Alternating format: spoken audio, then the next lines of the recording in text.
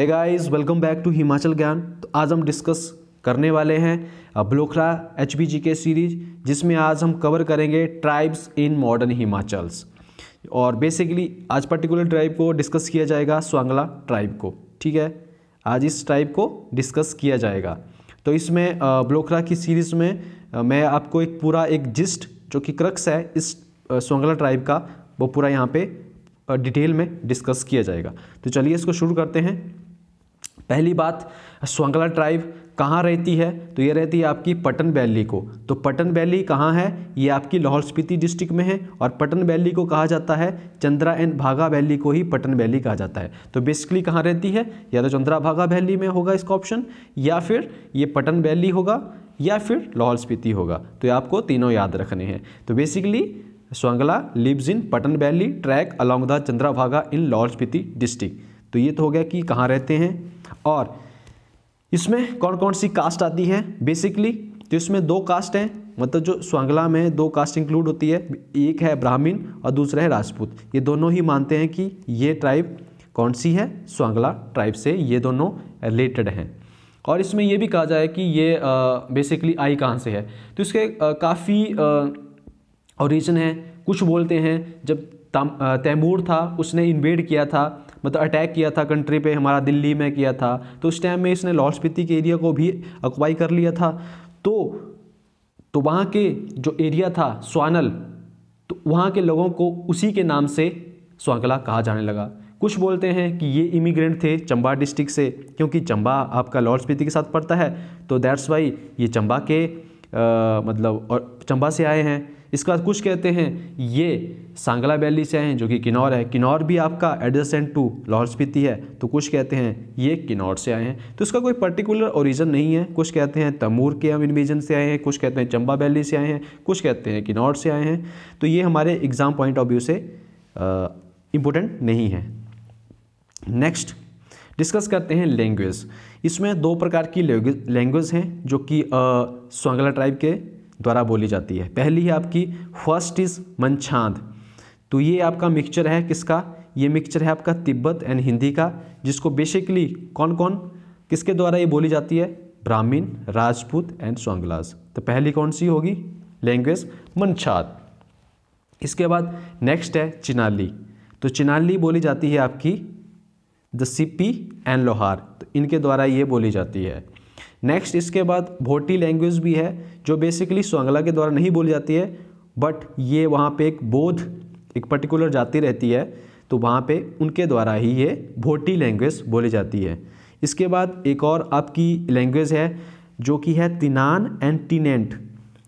तो ये बोली जाती है आपकी शिशु एरिया में। तो ये भी आपको साथ में चीज़ें याद रखनी है। इसके बाद कहते हैं कि जो स्वांगला ट्राइब है वो एक मुंडा स्पीकिंग जो ट्राइब है वो रहती है आपकी बंगाल में, बिहार में, सेंट्रल इंडिया में, उसकी तरह दिखती है। मतलब बेसिकली मुंडा जो स्वांगला ट्राइब है मुंडा स्पीकिंग ट्राइब की तरह ही दिखती है।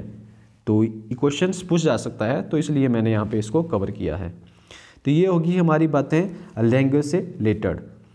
नेक्स्ट हम डिस्कस करते हैं कि उनका फूड हैबिट किस तरह है। बेसिकली फूड में तो काफ़ी उनके फूड रहता है, तो हमें ये नहीं कवर करना कि वो दाल चावल क्या क्या वो, मतलब एक जो हमारे लिए इम्पोर्टेंट नहीं है वो हम कवर नहीं करेंगे।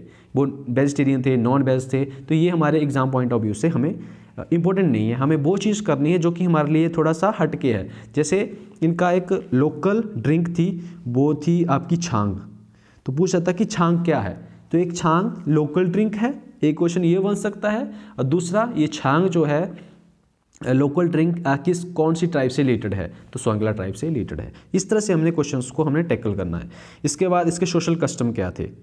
तो बेसिकली यहाँ पे हमने दो वर्ड्स यूज़ किए हैं, गारू एंड मुंड्रो। बेसिकली ये गारू एंड मुंड्रो ग्रुप कैसे बनते हैं? जब कोई राजपूत फैमिली का मेंबर बौद्ध ट्राइब के साथ या बौद्ध कास्ट के साथ, ठीक है, अगर कोई मतलब विवाह करता है तो उससे गारू एंड मुंड्रो ग्रुप क्रिएट होता है। तो इसके लिए बेसिकली ये वहीं से होता है कि Garo and Mundro groups are believe to have come up result of Rajput marrying a Bauddh girl socially belonging to lower strata. तो ये एक लोअर स्टेटा में आते थे, तो राजपूत जब इनसे शादी करते थे तो ये ग्रुप बन जाता था। ठीक है, गारू एंड मुंड्रो। तो ये भी आपने याद रखना है। और इससे क्या होता था कि जब ये शादी करते थे तो इनका जो स्वांगला का स्टेटस जो मिला होता था तो उनको वहाँ से ये इनको निकाल दिया जाता था जब ये ऐसे शादी करते थे तो, ठीक है। तो बेसिकली आपने ये चीज़ें याद रखनी है। This is related to social custom थे। बाकी और भी थे कि किस किस तरह से उनके पंडित होते थे, ये हमारे एग्जाम पॉइंट ऑफ व्यू से रिलेटेड नहीं है। नेक्स्ट हम डिस्कस करने वाले हैं मैरिज सिस्टम। ये काफ़ी इंपॉर्टेंट क्वेश्चंस है, काफ़ी एग्ज़ाम काफ़ी बार आता है। तो पहला है इसमें 3 टाइप ऑफ मैरिज सिस्टम है। पहला है रूसाते ब्याह, तो रूसाते ब्याह, दूसरा है कुआ ब्याह एंड तीसरा है मजमी ब्याह। तो पहला हम डिस्कस करते हैं रूसाते ब्याह। ये होता है इलोपमेंट। इलोपमेंट का मतलब होता है भाग के शादी करना। तो भाग के शादी when girl and boy fall in love with each other.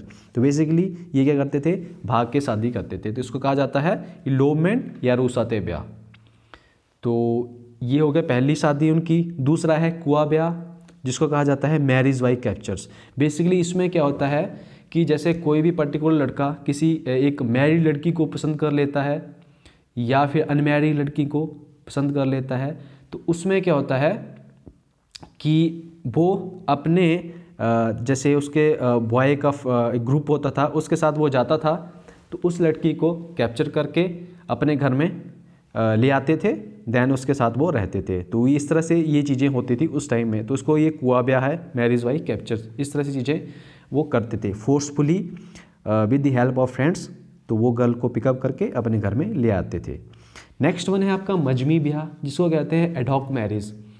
तो बेसिकली इसमें क्या होता है कि जब कोई बॉय अपनी मैरिज का एक्सपेंडिचर्स नहीं कर पाता था तो वो क्या करता था, अपनी सिस्टर को लड़की के घर में भेजता था और वो लड़की उसको वहाँ से बॉय के घर में ले आती थी, देन बॉय उसके साथ रहना स्टार्ट करता था। तो इस तरह से ये होता है मजमी ब्याह। मजमी मतलब बीच में कोई एक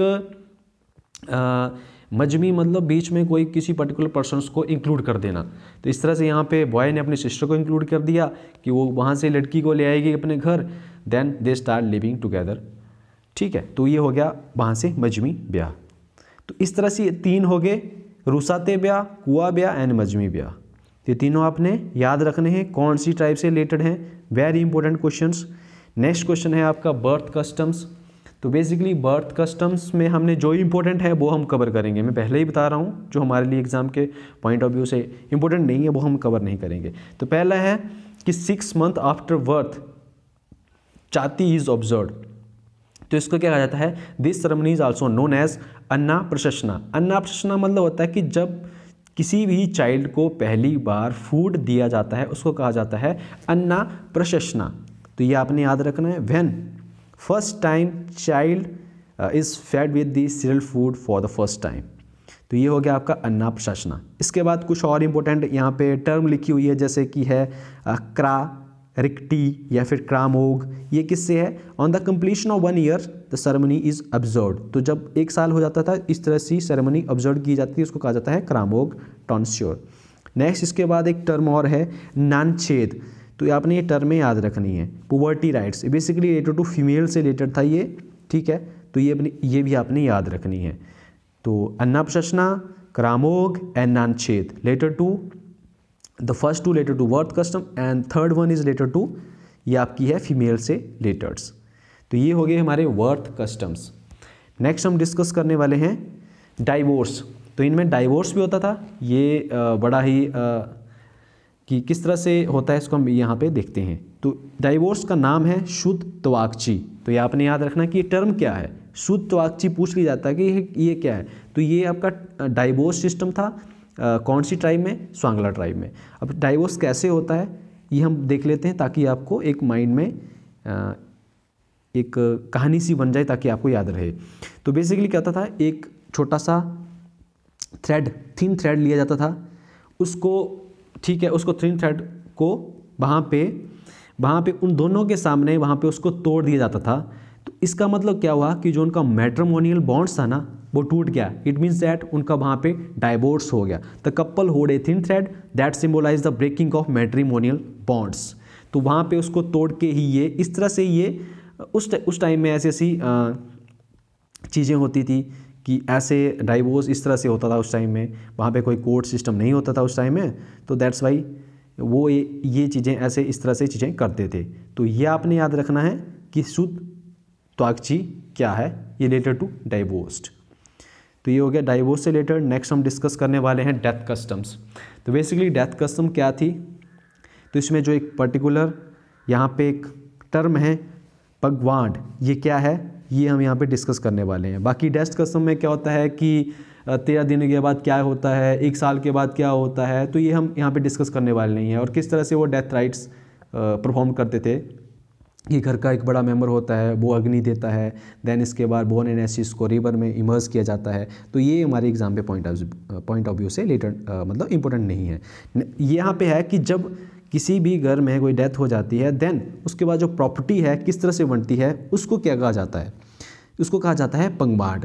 तो यहाँ पे जैसे property is inherited in the male line with all the sons inheriting the father's property equally. मतलब कि जैसे भी किसी भी पर्टिकुलर जो वहाँ पे पर्सन होता था, हेड ऑफ फैमिली, उसकी डेथ हो जाती थी जैसे उनके फादर की, तो जो उनके बेटे थे उनमें वो प्रॉपर्टी इक्वल डिस्ट्रीब्यूशन में बांटी जाती थी, उसको कहा जाता है this is known as the law of Pangwad. ठीक है, पंगवाड़। तो रिलेटेड टू आपके किससे है, प्रॉपर्टी का distribution equally among the all the sons. ठीक है, तो ये आपने याद रखना है, ये रिलेटेड टू है मतलब ये डेथ कस्टम ही होता है, क्योंकि जब कोई फैमिली का मेंबर की डेथ हो जाती है, देन उसके बाद ही प्रॉपर्टी का डिस्ट्रीब्यूशन होता है। तो इसमें ही कवर किया गया है इस पर्टिकुलर पॉइंट्स को, पंगबाड़ को याद रखना है आपने। Next one is community councils. उनमें भी कम्युनिटी काउंसिल होती थी, जैसे कोई भी सोशल ऑर्डर को, नॉर्म्स को मेंटेन करना था उन्हें, तो उनमें भी कोई एक पर्टिकुलर चीफ होता था, उसको कहा जाता था सहना। तो ये होता था आपका उनका जो हेड होता था इस पर्टिकुलर काउंसिल का, कम्युनिटी काउंसिल का, उसको कहा जाता था सहना। ये होता था एक सहना मीन्स चीफ। इसके साथ 4 अदर मेंबर भी रहते थे, ठीक है, जो इसको असिस्ट करते थे। और बेसिकली ये जो आपका इसमें जो कम्युनिटी काउंसिल में किस तरह से जो केस होते थे इसमें डिस्कस किए जाते थे, तो ये जैसे आपके डाइवोर्स के हो गए, झगड़े के हो गए, चोरी के हो गए, कम्युनिटी रूल्स के जो उनको ब्रीच करना, उन कम्युनिटी रूल्स को तोड़ना, इस तरह के वो केसेस को यहाँ पे इस कम्युनिटी काउंसिल में हैंडल करते थे। तो ये आपका रिलेटेड टू हो गया कम्युनिटी काउंसिल, तो उनमें भी कम्युनिटी काउंसिल होती थी। नेक्स्ट हम डिस्कस करने वाले हैं रिलीजन्स, कि उसमें किस तरह से वो उनके देवता होते थे, मंदिर किस तरह से होते थे, तो हम यहाँ पे डिस्कस करने वाले हैं। बेसिकली इसमें 2 फेमस टेम्पल होते थे स्वांगला के, एक है त्रिलोकीनाथ, एक है मारकुला या फिर मारिकुला। तो ये दोनों कहाँ पे हैं, ये हैं जो मारिकुला है यहाँ पे उदयपुर में है, ठीक है, लाहौल स्पीति में ही है दोनों फेमस टेम्पल्स। तो इस तरह से उनका रिलीजन्स ये, बाकी और भी इसमें काफ़ी हैं, ये हिंदुज़म भी थे, कुछ हिंदुज़म को मानने वाले थे, कुछ बुद्धिज़्म को मानने वाले थे, कुछ के मतलब कुछ नाग देवता को मानने वाले थे। उनका एक पर्टिकुलर डाइटी भी होता था, विलेज गॉड, खुद का गॉड भी होता था, एक पर्टिकुलर पूरे गांव का देवता भी होता था। इस तरह से वो सारी चीज़ें हमारे एग्ज़ाम, मैंने पहले ही बोला है कि ये ऐसी चीज़ें हमारे एग्ज़ाम से रिलेटेड नहीं है। हमें ये देखना कि उनमें जो फेमस टेम्पल्स कौन कौन से थे, जैसे Trilokinath and Markula related to Swangla tribes.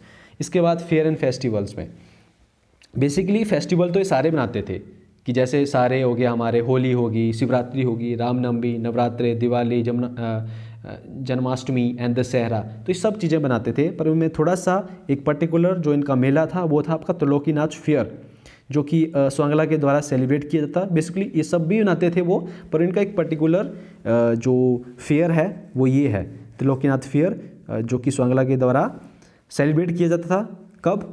In the month of August and Septembers. तो ये हमारे एग्जाम पॉइंट ऑफ व्यू से इम्पोर्टेंट है कि स्वांगला ट्राइब के द्वारा कौन सा एक पर्टिकुलर फेयर सेलिब्रेट किया जाता है, वो है त्रिलोकीनाथ फेयर, और कौन से मंथ में, ये अगस्त और सितंबर के मंथ में इसको सेलिब्रेट किया जाता है। तो गाइस ये था पूरा आज का topic related to tribes, modern tribe in Himachal Pradesh. Swangla tribe, particular tribe को मैंने डिस्कस किया है। तो अगर आपकी कोई भी क्वेरीज है, कुछ भी पूछना चाहते हैं, तो कमेंट बॉक्स में आप पूछ सकते हैं। आपको ये पूरी इन्फॉर्मेशन कैसी लगी, ये टॉपिक कैसा लगा, तो कमेंट बॉक्स में ज़रूर बताएं। तो इससे पता चलता है कि जो मेरे द्वारा बनाई गई वीडियो मुझे आगे किस तरह से इम्प्रूवमेंट करनी है, तो वो कमेंट बॉक्स के द्वारा ही पता चलती है। तो चलिए मिलते हैं नेक्स्ट सेशन में, तब तक के लिए बाय बाय, टेक केयर।